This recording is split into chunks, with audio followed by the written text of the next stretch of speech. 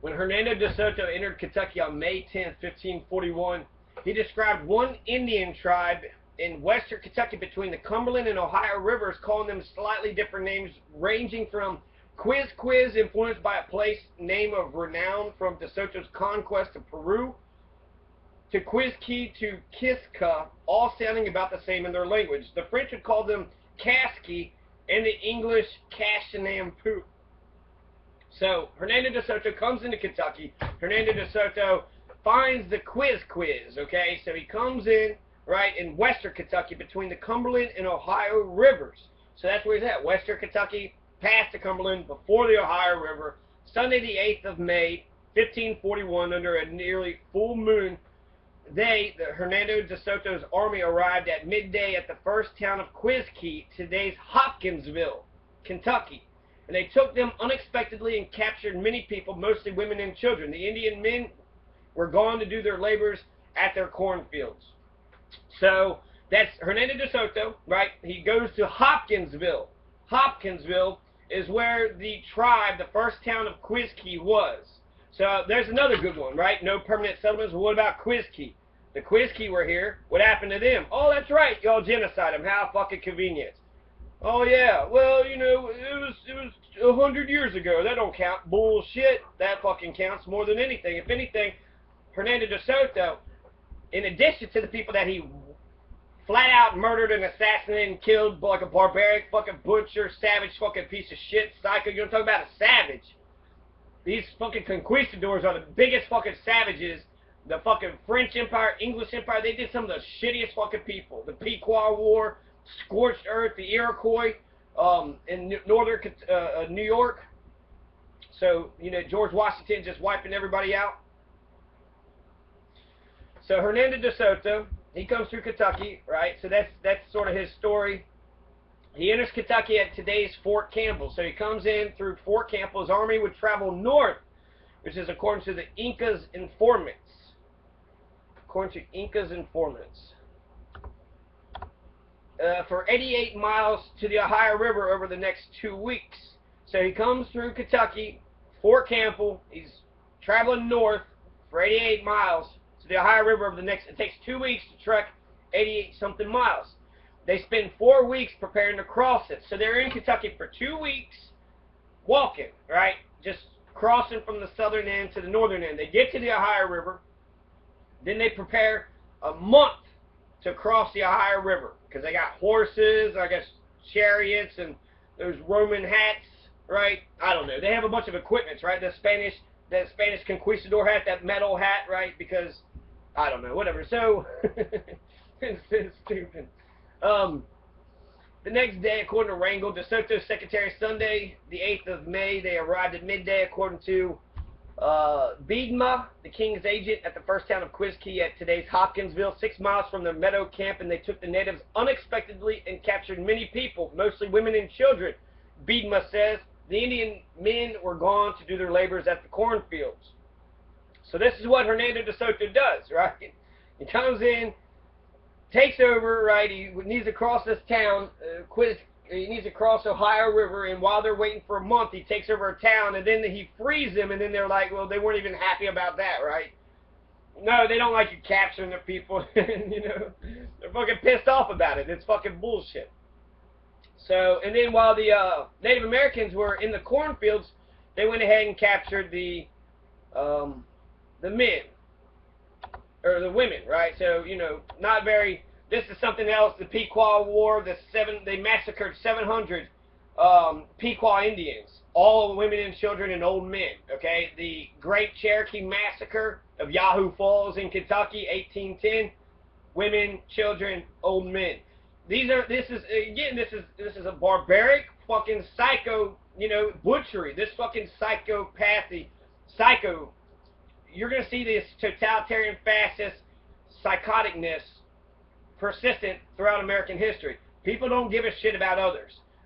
I knew one guy that said about Walmart. We were talking about Walmart, and he sat there and said that Walmart should be allowed to get away with anything that they can get away with. They get away with it, good for Walmart. You know, they can put their land there and fucking have $5 pay their employees for $5, give them no benefits, have a bunch of sweatshops in China, and they make a shit ton of money. Good for them. That's what he's saying, if they can get away with it. And so that's what we're faced with here in America. There is no set of rational principles that people agree to. There's no morality or ethics. It's all about the money and getting the dollar bill. And then it's a bunch of psychos. So nobody gives a shit out here. Really, it's just one, whoever can get over on another person, right? That's all this is. This is whoever can get over on somebody else. And that's bullshit. It's absolute bullshit. The psychoticness of America is, it's exhausting. Because people don't give a shit, right? Don't tase me, bro. Everybody just watches him while he gets fucking tased. And really, I mean, I understand that situation. What can you do? Fight the cops? There's a police officer, and actually I took a picture of this quote because it was fascinating. Basically, it's saying that there's no real men out in the world. In Boone County, Kentucky, you have a 19-year-old white woman, right, who's at a field party. Out in the field, not bothering a single fucking person, right? And they're 19 years old, so there's probably drinking going on, but it's Boone County, so it's a rural area. It's not, I don't know. She got in her car when the cops got there, so there was no drinking and driving that happened until the fucking oppressor, the brutal fucking butchers, the fucking, psychopaths who don't mind murdering other fucking people. There's a good example. There's another good example of the white establishment, white people, white society not giving a fuck. In Boone County, you have a 19-year-old girl at a field party. Cops get there, and one car drives away. She tries to drive off, and as she's trying to drive off like the first car it did, the police officer says to stop. And then he runs over to her, jumps on top of the car, right? And then she's, all nervous and shit, right? So, she, they say she stepped on the gas, but actually the passenger. Okay, so the cop jumps on the car, runs over to her, jumps on the car. How dare you try to run away from me when I'm the fucking boss? I got the fucking gun. I order you around. I'm the fucking conquistador around here. So the Boone County cop, he goes ahead and he goes to the field party, jumps on her fucking car, pulls out a pistol and pops her. Shot, shot, shot, shot. 4 fucking times right in the chest. Hits her twice, right in the fucking chest, in her heart.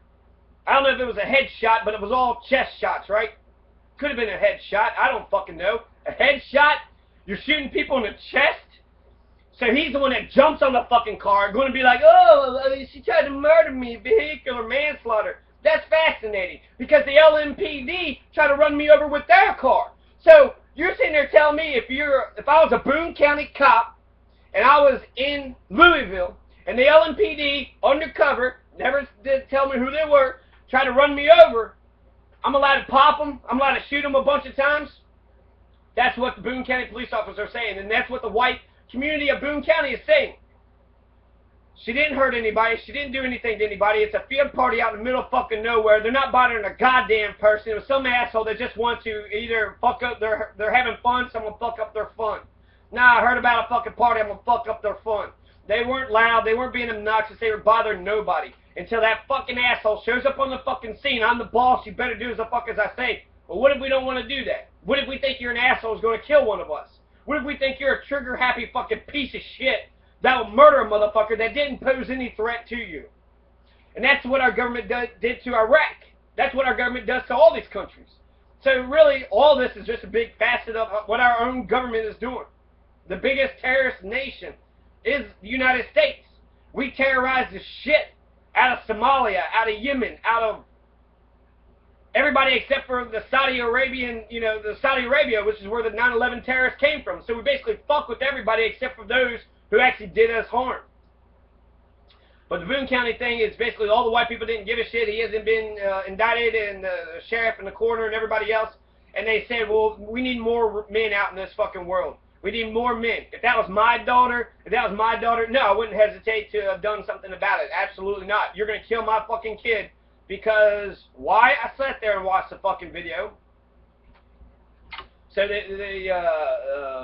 there's another example of the brutality and barbarity of white people. Not only is it an American empire today that goes around, we have a huge-ass fucking prison population, lots of child abuse, wife abuse, elder abuse, lots of fucking violence, lots of binge drinking, a lot of fucking problems, a lot of fucking issues. And really, nobody's doing anything about it because nobody gives a shit. Everybody is out for themselves. And that's why you need the political process. That's why you need people that actually give a shit. The politics is supposed to trump the fucking business community. Yeah, make your money, that's cool, but capitalism isn't going to solve poverty. Capitalism isn't going to solve pollution. Capitalism isn't going to solve really any fucking problem out here because it has to be profitable in order to solve it. So doing what's right isn't always what's profitable. That's why you need a political class that is there to make sure people just do right. And yeah, that could go overboard, sure, but it's a checks and balance type of system. You're going to sit there and have a corporate, business, totalitarian, fascist, fucking illegitimate authority, you know, this fucking chartered fucking piece of paper by the state, and it's totalitarian, and they allowed to run roughshod on anybody. Who the fuck is out there protecting working class peoples from those assholes that want to manipulate everybody? Who the fuck is protecting working class peoples? Anybody? Is anybody out here protecting working class peoples? That's why people want to say they hate the government. The government could actually become a tool to, you know, to change things. That's why you hate the government. You have all these Rand Pauls and Ron Pauls hating the government. They don't want the government around because they don't want you to survive. They don't want the poor people to have a fucking chance at all. The government is there, and it's got democratic sort of functions. It's broken, but it tries to be something, right? Anyways, that was a Boone County thing. That's America, right?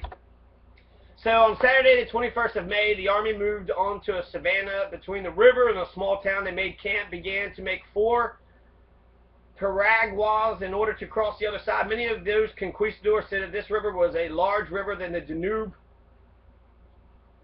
On the other bank of the river, up to 7,000 Indians gathered to defend the crossing, with up to 200 canoes, all with shields, which are made of canoes joined together, so strong, so tightly sewn that a crossbow would scarcely pierce them.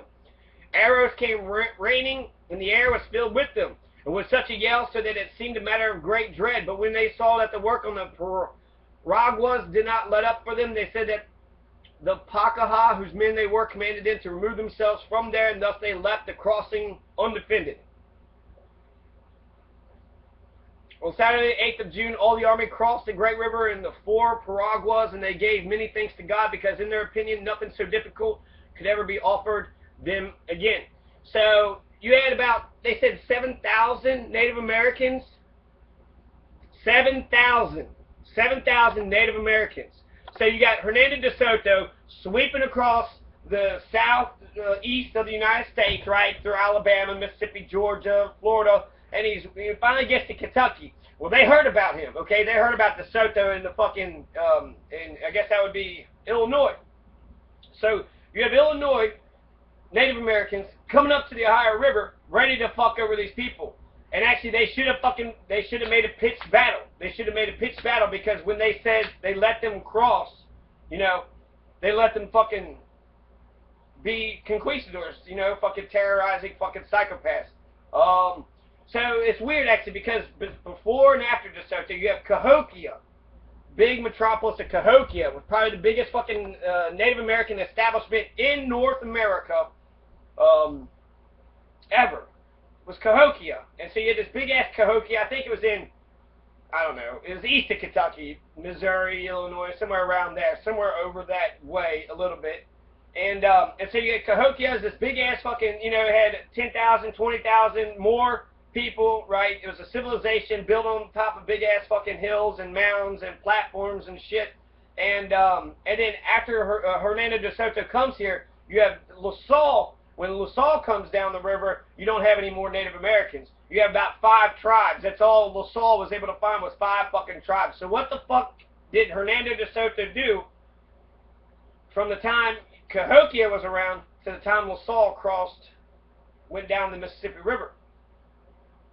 So Hernando De Soto, not only did he kill the people with bloody hatchets and butchery, but also he brought all those diseases, right, which had wiped out.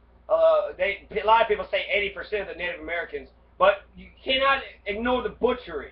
The whole point of Hernando De Soto was exploration, right, of the new worlds, making notes and shit, but also wealth, finding civilizations that they could raid and take all their shit, take all their gold, take all their coins, take all their wealth, just like they did with the Incas, just like they did with the Mayans, And just like they did with the other, there's Incas, Mayans, and the Aztecs. So that's what they were doing here. That's what they was specifically with the intent to do harm to everybody here. That's why they were here. So people say, oh, the disease killed them. No, no. The murderous, savage barbarians' diseases killed them. That's what killed the quiz. Where's the quiz at? Nobody knows.